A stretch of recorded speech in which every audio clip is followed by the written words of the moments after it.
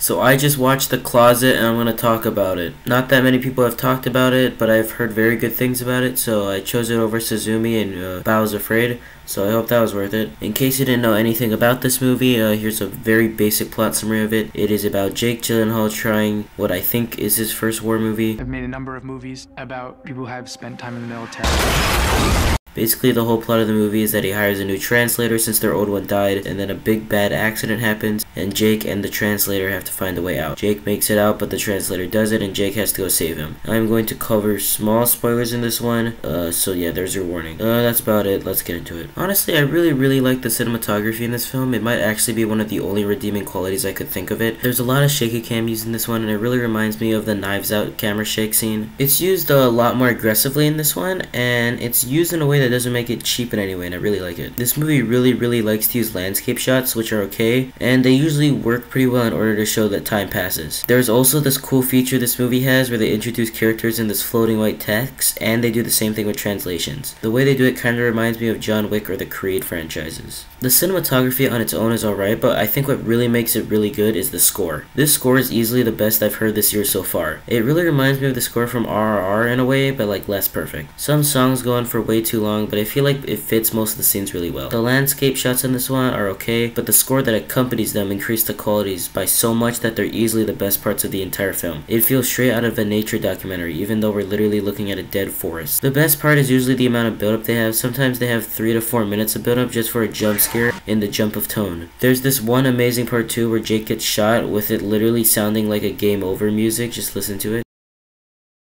The song after Jake gets shot turns into this hopeful triumph, though with the ending it's easily my favorite scene in the whole movie. There was also some really strange sound choices, like some of the bullets have really strange sound effects. There's also this really weird shot where Jake is like having these breathing sound effects, but he just has the neutral emoji. The characters in this one were alright, but most of them were like not that important throughout. We get this cool intro at the start and we get a look at all these characters, and I do think they had some good chemistry with each other at the start, but they aren't in the film very much. Mr. Gyllenhaal is also extremely unbalanced with his acting skills in this one. I think this review by Nolan on Letterboxd perfectly summarizes how he was in this movie. Also, side note, Nolan, why did you block me? What did I ever do to you? Please unblock me. Your reviews are really good. Anyways, at the start of the film, Jake wasn't very good. He felt like he wasn't trying at all. He looked so tired in every scene. He was probably one of the weaker parts of the film at the start. Once the translator goes missing though, Jake does an excellent performance, since I guess he's doing what he does best by going completely insane. It kind of feels like when he goes crazy, he has like a really good destructive version of Lou Bloom from Nightcrawler, and it's really good even though it feels like it comes out of nowhere. I also kind of like the translator guy. He was okay and pretty generic throughout, but he has some really cool scenes like when he's interrogating someone, and I also like the scene where he gives Jake the water. That was pretty epic. Other than that though, I feel like he was pretty generic. Also, there are some really random obscure side characters that Jake sometimes talks to in the film. I don't feel like he mentions them, but I guess they're only there to make him feel like less of a total loser, since that's kind of how he acts throughout the film. There was also this random guy who helped Jake later in the film who was a complete waste of time